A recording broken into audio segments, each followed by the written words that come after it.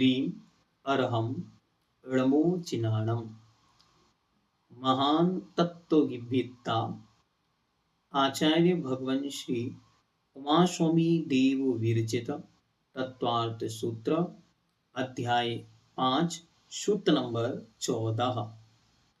अब आचार्य कहते हैं उद्गल द्रव्य के रहने का स्थान आकाश अनंत है और लोकाकाश असंख्यात प्रदेशी है। और ये पुद्गल कैसा है? ये पुद्गल एक, संख्यात, असंख्यात और अनंत प्रदेशी है। तो ये कैसे ठहरता है, इस विषय में आचार्य सूत्र के माध्यम से बतलाते। एक प्रदेशादिषु भाज्यः पुद्गला नाम। एक प्रदेशादिषु भाज्यः पुद्गला नाम, अर्थात एक प्रदेश आदिशु, एक प्रदेश को आदि लेकर, एक प्रदेश को स्टार्ट करके संख्यात असंख्यात प्रदेशों में भाज्य अर्थात विभाजन करने पर उद्गलानाम उद्गल द्रव्य अवगाहित होता है। मतलब उद्गल द्रव्य एक प्रदेशी, संख्यात प्रदेशी, असंख्यात प्रदेशी और अनंत प्रदेशी होता है। लेकिन आकाश में ये रहता कैसे है? तो कह रहे हैं कोई पुद्गल तो एक प्रदेश पर रहता है, क्योंकि वो एक प्रदेशी है तो एक प्रदेश पर ही ठहर जाता है। कोई संख्यात प्रदेशों पर ठहरता है और कोई असंख्यात प्रदेशों पर ठहरता है। ठीक है। एक प्रदेशादिषु, एक प्रदेश को आदि लेकर, भाज्य विभाजन करने पर पुद्गलानाम पुद्गल द्रव्यों का अवगाह होता है। तो जो एक प्रदेशी है वो एक प्रदेशी पर ठहरता है, संख्यात संख्यात पर, असंख्यात असंख्यात पर और अनंत भी असंख्यात पर ठहरते हैं। अब जीव का रहने का क्या स्थान है? तो एक जीव के प्रदेश कितने कहे? एक जीव के प्रदेश कहे असंख्यात। तो असंख्यात प्रदेशी एक जीव होता है। वो रहता कैसा है? तो कहते हैं असंख्येय भागादिषु जीवानाम, अर्थात असंख्येय लोकाकाश के असंख्यातवें भाग से लेकर संपूर्ण लोक क्षेत्र में जीवानाम जीवों का अवगाह है। जीव क्या करते हैं? जीव लोक के असंख्यातवें भाग से, क्योंकि जो छोटे जीव हैं, सूक्ष्म जीव हैं, वे थोड़े से एरिया को कवर करते हैं, बड़े जीव उससे अधिक एरिया को कवर करते हैं। और एक जीव जब केवली समुद्घात की अवस्था को प्राप्त होता है तो संपूर्ण लोक को कवर कर लेता है, क्योंकि वो स्वयं असंख्यात प्रदेशी है और लोक भी असंख्यात प्रदेशी है। तो असंख्यातवें भाग से लेकर संपूर्ण लोक क्षेत्र असंख्यात प्रदेशों को कवर करने की सामर्थ्य उस जीव में होती है। ठीक है, समझ में आया कि एक छोटा सा निगोदिया जीव है तो वो क्या करेगा? लोक के असंख्यातवें भाग, मतलब एक छोटे से एरिया को कवर करेगा। और एक जीव जब स्वयं केवली समुद्घात करेगा तो उसकी आत्मा यूं फैल करके पूरे लोक में फैल जाएगी, तो सारे लोक को भी वह कवर कर सकता है। ठीक है, इस प्रकार। अब प्रश्न आएगा, फिर से वही प्रश्न कि असंख्यात प्रदेशी जीव द्रव्य का लोक के असंख्यातवें भाग में रह सकने का स्पष्टीकरण। प्रदेश सनहार विसर्पाभ्याम प्रदीपवत।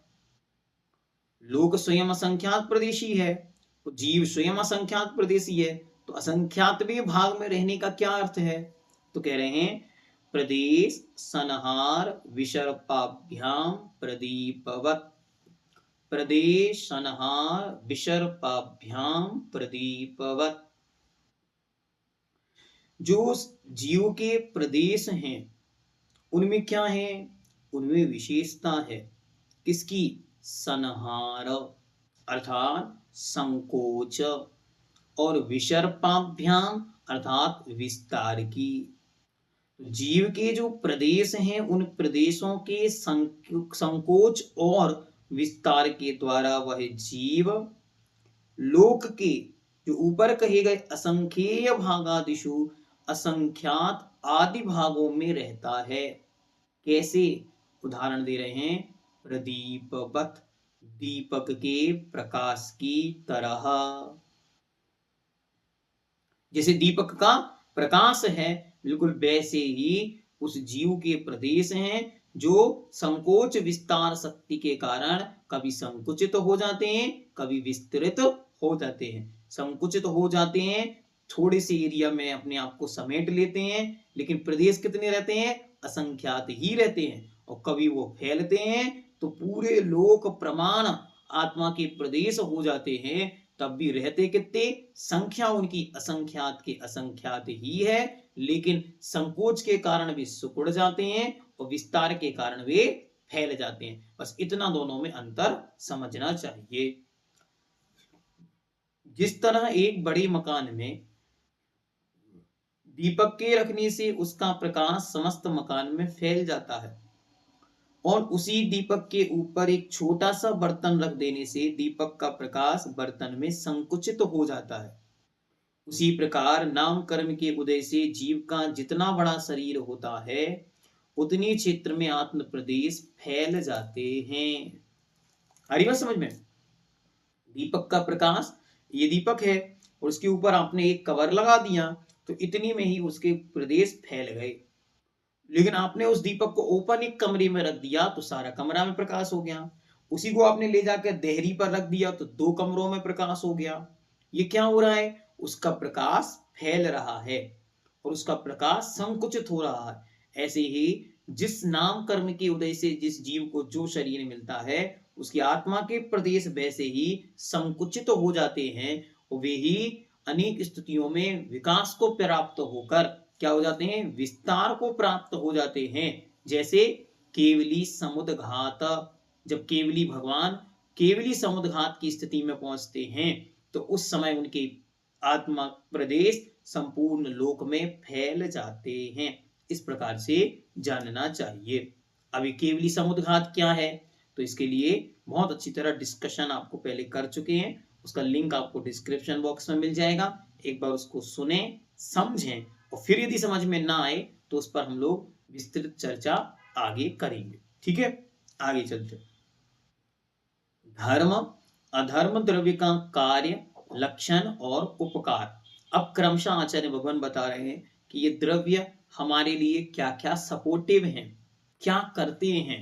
क्योंकि कार्य, द्रव्य अपने आप में स्वतंत्र हैं, हाँ द्रव्य अपने आप में स्वतंत्र हैं, ये हमारा निर्णय है, लेकिन केवली भगवान कह रहे हैं कि ये स्वतंत्र होते हुए भी एक दूसरे पर उपकार करते हैं, ये एक दूसरे का सहयोग भी करते हैं। सत्ता से स्वतंत्र हैं लेकिन फिर भी यह दूसरों के लिए उपयोगी सिद्ध होते हैं, निमित्त बन जाते हैं। कैसे? तो बतलाते। सूत्र नंबर 17, गति स्थितुपग्रहो धर्मा धर्मयो रूपकारः। गति स्थिति उपग्रहो धर्म धर्मयोः उपकारः। गति अर्थात ठहरना, स्थिति, गति मतलब चलना, स्थिति मतलब ठहरना, ये उपग्रहो उपकार है। किसका?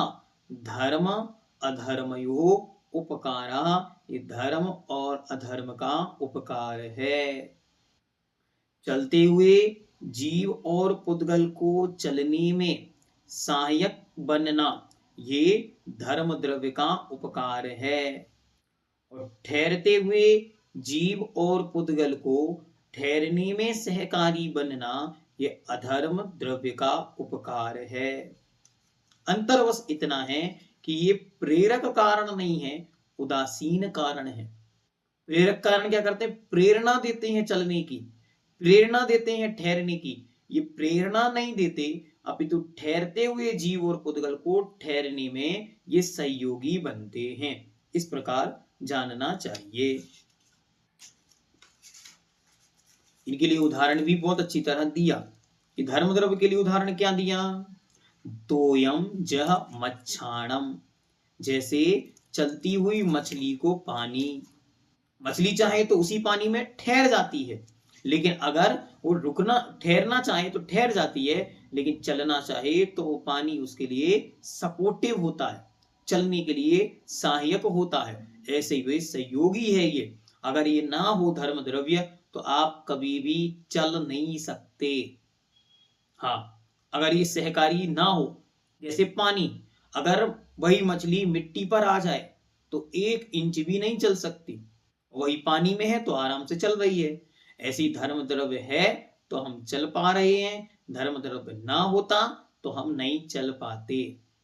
भैया जी हम नहीं मानते, धर्म द्रव्य से कहो कुछ दिन के लिए अपना काम बंद कर दे, नहीं ऐसा नहीं होता। ये सहज रचना इसी प्रकार की है, ये सहज परिणमन है, ऐसा जानना।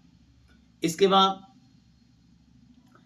जैसे पथिक के लिए, पंक्ति के लिए, चलते हुए राहगीर के लिए वृक्ष की छांव, अगर वो रुकना चाहे तो वृक्ष की छांव उसको रुकने के लिए, छांव देने के लिए तैयार है। लेकिन वृक्ष की छांव ये नहीं कहती कि इधर आओ भाई तुम हमारे नीचे आके कुछ देर ठहर जाओ।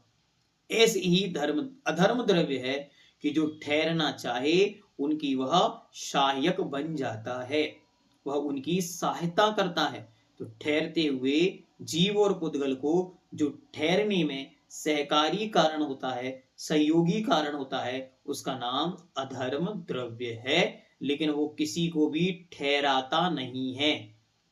किसी भी पेड़ ने आज तक किसी व्यक्ति को नहीं कहा कि तुम आके हमारे पास ठहर जाओ।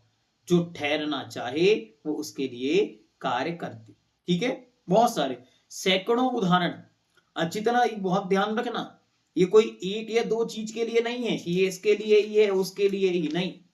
दुनिया में जितनी भी चीजें चल रही हैं, गतिमान हैं, वे सब धर्म द्रव्य का उपकार है। और जितनी चीजें स्थिर हैं, ठहरी हुई हैं, ये सब कुछ अधर्म द्रव्य का उपकार है। हाँ, इसको अच्छी तरह जानना, वरना बहुत सारे लोग सोच रहे हैं कि नहीं जब जीव के साथ ही घटित हो रहा है। नहीं, यहां से मैं बोल रहा हूं और ये शब्द आप तक जा रहे हैं, ये कौन है? ये धर्म द्रव्य का उपकार है। आपका अपना खून चल रहा है, रक्त, आपकी श्वास चल रही है, आप स्वयं चल पा रहे हैं, हाथ पैर चल मोशन हो रहा है बॉडी में, ये सब धर्म द्रव्य का उपकार है। आपका जो कुछ भी ठहरा हुआ है, इतनी देर से हम बैठे हैं एक स्थान पर, हाँ, ये अधर्म द्रव्य का उपकार है। अधर्म द्रव्य नहीं होता तो हम चलते ही रहते, चलते ही रहते, चलते ही रहते, और धर्म द्रव्य नहीं होता तो हम ठहरे रहते, चल ही ना पाते। इस प्रकार जानना। अब आकाश द्रव्य का उपकार, सूत्र नंबर 18। आकाशस्यावगाः, आकाशस्यावगाः, आकाशस्य अवगाः, अर्थात आकाश द्रव्य का उपकार है। क्या उपकार है? वह संपूर्ण द्रव्यों को अवकाश, आकाश अथवा अवगाह, रहने का स्थान देता है। आकाशस्यावगाः, आकाश क्या करता है? सबको रहने का अवकाश, स्थान, ठहरने की जगह देता है। आप कहाँ रहते हो? हम तो नांदूरा में रहते हैं। नांदूरा में नहीं रहते, आप आकाश में रहते हैं। हम सब कहाँ ठहरे हैं? आकाश में ठहरे। जो कुछ है यहाँ सब आकाश में है। आकाश का मतलब वो है नहीं जो ऊपर दिखाई मात्र दे रहा है, नहीं, नीचे भी जो है, बाजू में जो है, आसपास जितना कुछ है सब कुछ आकाश है। उस आकाश, उस स्पेस में हम हैं। अब पुद्गल द्रव्य क्या कार्य करता है? यद्यपि अचेतन है तो हमारा क्या करेगा वो? इसलिए आचार्य ने कहा आप उनके प्रति कहीं क्या ना हो जाओ, अकृतज्ञ ना, कृतज्ञ ना हो जाओ, अकृतज्ञता के भाव से ना भर जाओ। इसलिए उन्होंने आपको ये सूत्र लिख के दे दिए। गड़बड़ नहीं करना, ये द्रव्य भी उपकारी हैं। यद्यपि आपकी अपनी स्वतंत्रता आप में है, वो स्वतंत्रता की कभी हानि नहीं होती, लेकिन पर के उपकार के बिना कार्य भी नहीं होता। ये भी हमेशा हमें स्वीकार करना है। माता पिता के बिना भी मेरा अस्तित्व तो रह सकता है, हाँ रह सकता है, बाधा नहीं है, लेकिन आपकी इस पर्याय में बिना माता पिता के कुछ नहीं हो सकता, क्योंकि इसकी उत्पत्ति ही बिना माता पिता के नहीं हो सकती।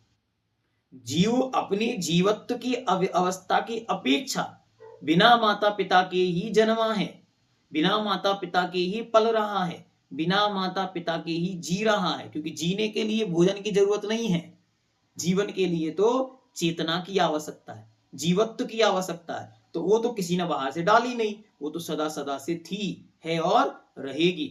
लेकिन मेरी इस वर्तमान पर्याय के निर्माता, कर्ता, बनाने वाले भी माता पिता ही हैं, क्योंकि उनके रज और वीर के निमित्त से ही इसकी उत्पत्ति हुई है।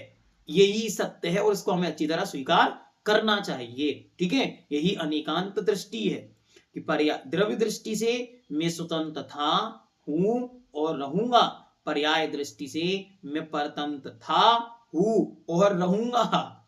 हमेशा जब भी पर्याय रहेगी तब तब वो पर्याय किसी ना किसी द्रव्य के अधीन, किसी ना किसी द्रव्य के निमित्त से, किसी ना किसी द्रव्य के सहयोग से रहेगी। अरे भैया जी, अब कैसी बातें करते हो, सिद्ध भगवान तो स्वतंत्र हो गए? नहीं, अच्छी तरह ध्यान दो। सिद्ध भगवान भी जब मुक्ति को उपलब्ध हुए तो भगवान आदिश्वर महादेव मानो कैलाश पर्वत के ऊपर बैठे थे, और कैलाश पर्वत से जब उन्हें मुक्ति की उपलब्धि हुई तो 7 राजू ऊपर किसके निमित्त से गए?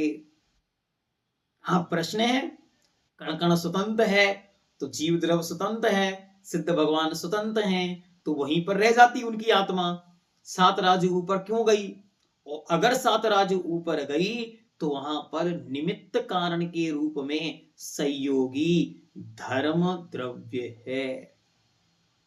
भी यहां से ऊपर जाकर लोकांत में, तनुवात वलय में, लोक के अंत में जाकर ठहर गए, ये किसका काम है? ये अधर्म द्रव्य का काम है। वे आज वहां विराजमान हैं, प्रति समय उनमें उत्पाद, व्यय और धौव्य रूप जो उनके स्वयं के अगु लघु गुण के कारण निरंतर उनमें परिणमन हो रहा है, जो परिणमन हो रहा है वो किसके सहयोग में है, वो किसके सहायक में है? तो वह काल द्रव्य के निमित्त से हो रहा है। भी वहां ठहरे हैं तो उनको रहने का स्थान किसने दिया? आकाश द्रव्य ने दिया। तो यद्यपि हे आत्मा, हे आत्मन, हे प्रिय जीव, आप स्वतंत्र हैं द्रव्य दृष्टि से, लेकिन क्योंकि द्रव्य कभी बिन पर्याय के नहीं रहता और पर्याय हमेशा पराधीन है, हमारा परिणमन निरंतर इन द्रव्यों के ही अधीन है, ऐसा हमें स्वीकार करना चाहिए कि हमारा परिणमन हमेशा पराधीन ही है, किसी ना किसी द्रव्य के अधीन है।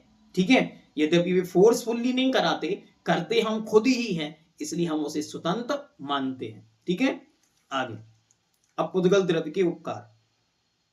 शरीर, वांग, मनः, प्राण, पान, पुद्गला नाम। पुद्गला नाम अर्थात पुद्गल द्रव्य के उपकार। क्या क्या उपकार हैं? शरीर, हाँ, सबसे बड़ा कीमती जो वस्तु है आपकी, ये ही पुद्गल है, और ये पुद्गल द्रव्य का इस जीव चेतन पर उपकार है। फिर वांग, वचन, आप लोग तो धन्यवाद बोला करो वचनों को। किनके वचनों को? जो आपको सुनने को मिल रहे हैं। ये वचन कौन है? ये पुद्गल हैं। पुद्गल होते हुए भी क्या कर रहे हैं? चेतना का सहयोग कर रहे हैं। इसके बाद मनः, मन पुद्गल है, लेकिन हमारा पूरे जीवन का आधार है, मुक्ति का आधार है वो मन। फिर प्राणापाना, प्राण और अपान मतलब स्वाक्षुक श्वास, इसका काम है, ये काम है स्वाक्षुक श्वास, ये सब पुद्गल है। तो ये सब पुद्गल द्रव्य के उपकार हैं। आचार्य कहते हैं और भी उपकार हैं, ये तो किनके? पुद्गल को, पुद्गल की मुख्यता से उपकार हैं। लेकिन कुछ उपकार पुद्गल के ऐसे हैं जो जीव की मुख्यता से हैं, उनको आचार्य अलग से कहते हैं। क्या? सूत्र नंबर 20, सुख दुख जीवित मरणोपग्रहाश्च। सुख दुख जीवित मरणोपग्रहाश्च। सुख, हाँ, खा मतलब होता है इंद्रिय, सु मतलब अच्छा लगना, इंद्रियों को जो अच्छा लगे वो सुख। तो इंद्रियां क्या है? पुद्गल। और इंद्रियों को जो अच्छा लग रहा है वो भी पुद्गल। और उससे उससे उत्पन्न होने वाली जो अनुभूति है वो भी पुद्गल। ये क्या है? पुद्गल द्रव्य का उपकार है। दुख, दुर शब्द से बना है दुख। दुर मतलब बुरा, ख मतलब इंद्रियां। इंद्रियों को जो बुरा लगे उसका नाम दुख है। ये सब। फिर इसके बाद जीवित, जीवन। हाँ, आपका जीवन क्या है? तो हमारा जीवन पुद्गल की अवस्था है। कौन से पुद्गल की? आयु कर्म रूपी पुद्गल की अवस्था है। आयु कर्म के उदय से जीवन है, और आयु क्षीण मरणम, आयु कर्म के क्षय से मरण मृत्यु है। ये भी पुद्गल का उपकार है। जीवन भी पुद्गल का है, मृत्यु भी पुद्गल की है। इसलिए पुद्गल द्रव्य से कहा करो भैया तुमने बहुत बड़ा काम किया। ये संयोग है, उसके बिना कुछ नहीं हो सकता। यहाँ जो कुछ है सब पुद्गल है। किताब आपकी पुद्गल है, भगवान की प्रतिमा पुद्गल है, आपका जीवन पुद्गल है, शरीर पुद्गल है, माता पिता गुरु सब पुद्गल हैं। ये शब्द जो सुनाई दे रहे हैं ये पुद्गल है, ये मन ये पुद्गल है, ये श्वासें पुद्गल है, ये भोजन सब पुद्गल है। और पुद्गल इस चेतना को सहयोगी है। ये पुद्गल इस चेतना को मुक्ति नगर तक ले जाने में सहयोगी है। इसलिए पुद्गल भी हमारा सहयोगी है, उपकारक है, निमित्त है, ऐसा जानना चाहिए। और आचार्य कहते हैं सुनो, चा शब्द से पुद्गल पुद्गल पर भी उपकार करता है। कैसे करता है? जैसे राख बर्तन साफ कर देती है, तो बर्तनों पर राख का उपकार, दोनों पुद्गल हैं लेकिन एक दूसरे पर उपकार है। जैसे सूर्य नारायण हमारे शरीर पर उपकार कर देते। कब कर देते? सर्दियों के मौसम में। हाँ, अभी नहीं, आने वाला समय आने वाला है। हम एक दिन बैठ के, सर्दी का समय था, शांति से बैठे थे, तो सूर्य की ओर दृष्टि गई। हमने कहा देखो समय समय की बात है, सबकी कीमत समय पर होती है। यही सूरज जिसे लोग 1 जनवरी से 14 जनवरी तक ढूंढते हैं, कितने बजे निकलेगा, ढूंढते हैं लोग, उसी सूरज को मई और जून के महीने में लोग छत्ता लगा के उसको अवॉइड करते हैं। भैया अभी तो सूर्य नारायण प्रखर हैं, तो अभी बाहर नहीं निकलना। ये कहलाती है कीमत। किसकी कीमत? समय की। सब समय समय की बात है। जब आपका समय है तब आपको सब पूछेंगे, सब आपको याद करेंगे, भैया 4 दिन हो गए अभी तक नहीं निकला। सब पूछ रहे थे ना, 25 तारीख से तैयारियां चालू। अब सूरज आज कल परसों 3 दिन 4 दिन 6 दिन 10 दिन, ओ अभी तक नहीं निकला। हाँ, इंतजार था उसका। अब क्या होगा? मार्च के महीने से फिर अप्रैल मई और जून तक वही वही रहेगा। तो कीमत उसकी घट जाएगी। तो कभी कभी जो लोग दूर रहते हैं उनकी कीमत बढ़ जाती है, ऐसा हमको जानना चाहिए। जो दूर रहते हैं उनकी कीमत बढ़ जाती है। तो ये सब समय सापेक्ष है, ऐसा जानना। तो उस चिंतन क्या करना? इस सूर्य का उपकार है किस पर? मुझ चेतना पर, जो इस शरीर को तपा दिया, तो जीने लायक स्थिति में पहुंचा दिया। ऐसे अब जीव द्रव्य का भी जीव द्रव्य पर कोई उपकार है? तो कहते हैं हाँ, परस्परो उपग्रहो जीवानाम। परस्पर परस्परोपग्रहो जीवानाम। परस्पर उपग्रहो जीवानाम। परस्पर मतलब आपस में एक दूसरे की, उपग्रह अर्थात सहायता करना, उपकार करना, यह जीव द्रव्य का उपकार है। अच्छी तरह ध्यान रखना, एक जीव दूसरे जीव पर निरंतर उपकार करता रहता है। जैसे माता पिता ने हम पर उपकार किया, गुरु ने शिष्य पर उपकार किया। तो ऐसे एक बार इस सूत्र की चर्चा चल रही थी, तो पूज्य गुरुदेव को प्रश्न पूछा कि महाराज, ये तो समझ में आता है कि आपने हमको दीक्षा दी, शिक्षा दी, संस्कार दिए, तो आपने हम पर उपकार किया, लेकिन हमने आप पर क्या उपकार किया? देखो आचार्य महाराज ने कितना सुंदर उपदेश देते हुए उनको उत्तर दिया। देखो, मैंने आपको दीक्षा दी, ये आप पर मेरा उपकार हुआ, और आपने उस दीक्षा का निर्दोष पालन कर जिनेंद्र भगवान की अनादिकालीन सनातन परंपरा को आगे बढ़ाया। ये आपने मुझ पर उपकार किया, क्योंकि उस परंपरा को, पवित्र परंपरा को आपके बिना मैं आगे कैसे बढ़ाता? श्रुत ज्ञान मुझे जो प्राप्त हुआ, वो श्रुत ज्ञान, जो चारित्र मुझे प्राप्त हुआ, वो चारित्र मुझ तक ही रहकर समाप्त हो जाता अगर आप ना होते।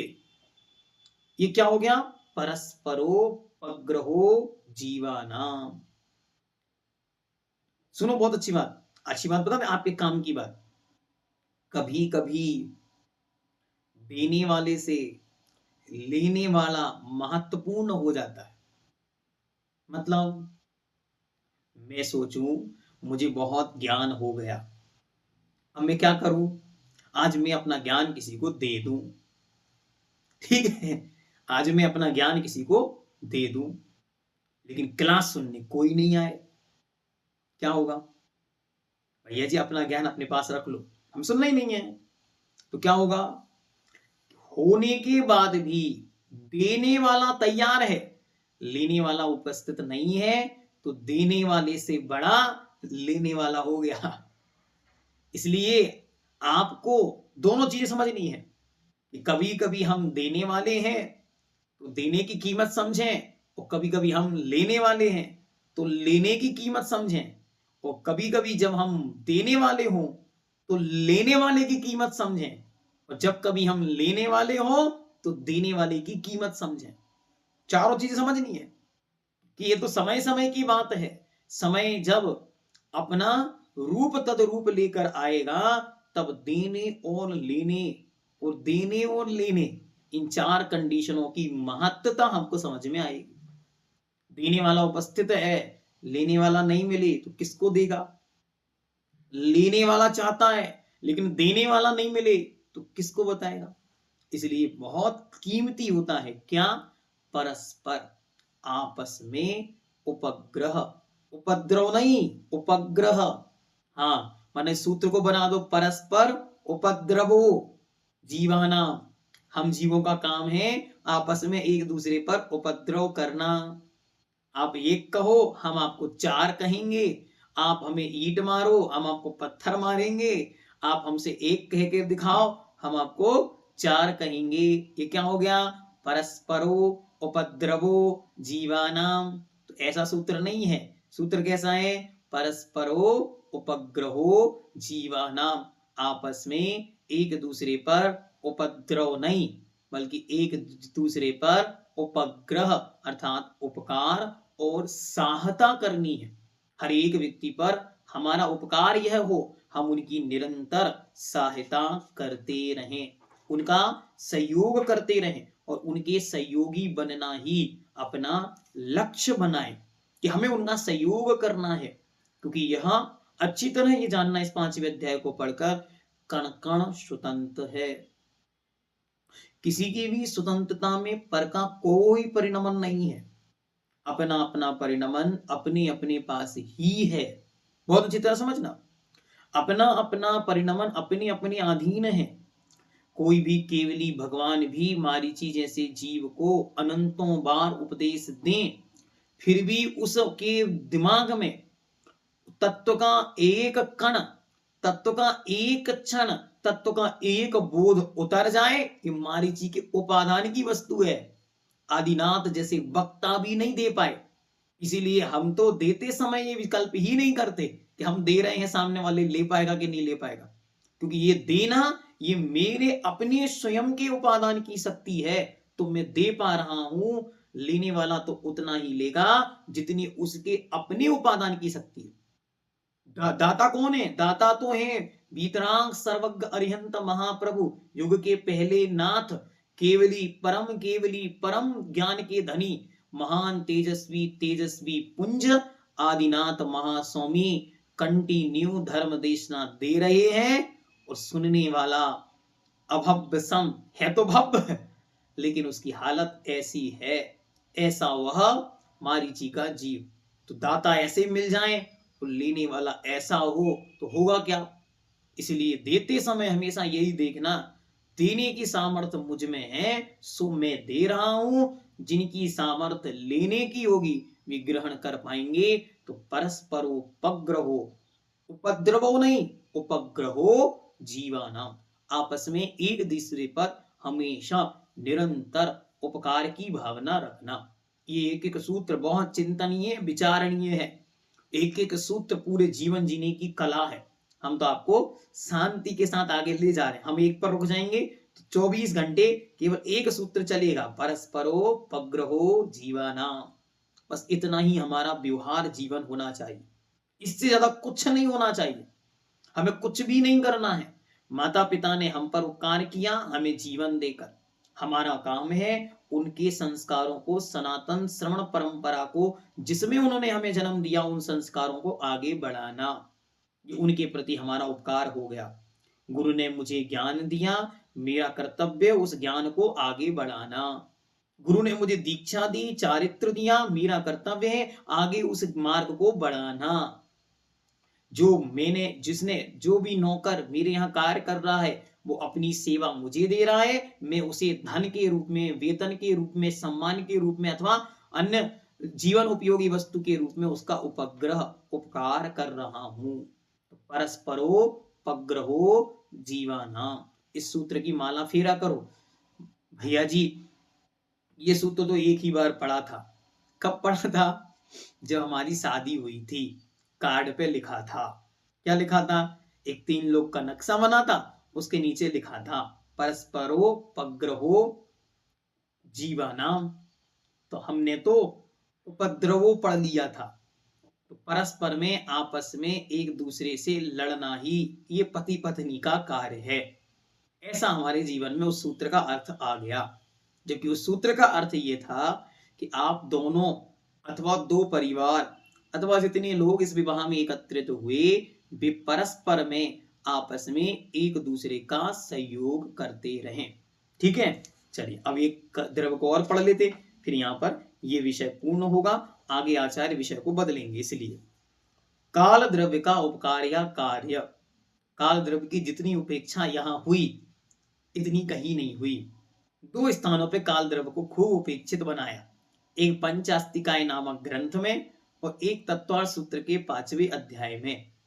क्योंकि ये 5वां अध्याय पंचास्तिकाय ग्रंथ की ही संस्कृत है, ऐसा मैं मानता हूं। ठीक है, उसी की गाथाओं की संस्कृत आचार्य महाराज ने की है। तो वहां जो विषय चल रहा था वो सेम विषय इन्होंने यहाँ पे रखा। तो लास्ट में कहेंगे कालश्च, काल भी द्रव्य है। तो इसलिए एक सूत्र और इन्होंने काल के विषय में दे दिया। आगे 2-3 सूत्र और आएंगे, उन पे चर्चा करेंगे। तो काल द्रव्य का क्या उपकार है? वर्तना परिणाम क्रिया परत्वा परत्वे च कालस्य। वर्तना परिणाम क्रिया परत्व और अपरत्व ये काल द्रव्य के उपकार हैं। सबसे पहले वर्तना, वर्तना मतलब परिवर्तन, चेंज, ऐसा बदलाव जो हमें दिखाई नहीं दे रहा है फिर भी प्रति समय परिणमित हो रहा है। वो दिखाई नहीं देते हुए भी हाँ प्रति समय बदल रहा है, उसका नाम। दूसरा परिणाम, अपनी स्वभाव को ना छोड़कर द्रव्यों की पर्यायों के बदलने को परिणाम कहते हैं। फिर क्रिया, एक स्थान से दूसरे स्थान रूप गमन को क्रिया कहते हैं। और फिर परत्व अपरत्व, छोटे बड़े के व्यवहार को परत्व अपरत्व कहते हैं। ये भाई छोटा है, ये भाई बड़ा है, क्यों? दोनों में 2 साल का अंतर है। वास्तविकता में दोनों में कोई अंतर नहीं है, दोनों जीव हैं, लेकिन काल द्रव्य ने दोनों में अंतर डाल दिया, एक पहले हुआ, एक बाद में हुआ। इस प्रकार काल द्रव्य हम सब पर उपकार करता है। यद्यपि काल द्रव्य किसी का कुछ नहीं करता, लेकिन काल की मौजूदगी में सबका सब कुछ होता है। जो जब जहां जैसा घटित हो रहा है, उस समय काल वहां मौजूद है। काल किसी को परिणमित नहीं कराता। काल तो उपस्थित होता है, उपस्थित रहता है, और जीव या द्रव्य अपनी अपनी अवस्था, अपने अपने परिणाम, अपने अपने परिणमन के अनुसार परिणमित होता रहता है। इस प्रकार पूज्यवर ने यहाँ पर हमें पुद्गल अजीव द्रव्य का मुख्यता लेकर 6 द्रव्य के उपकार को बतलाया, उनके प्रदेशों को बतलाया। जैनम जयतु शासनम।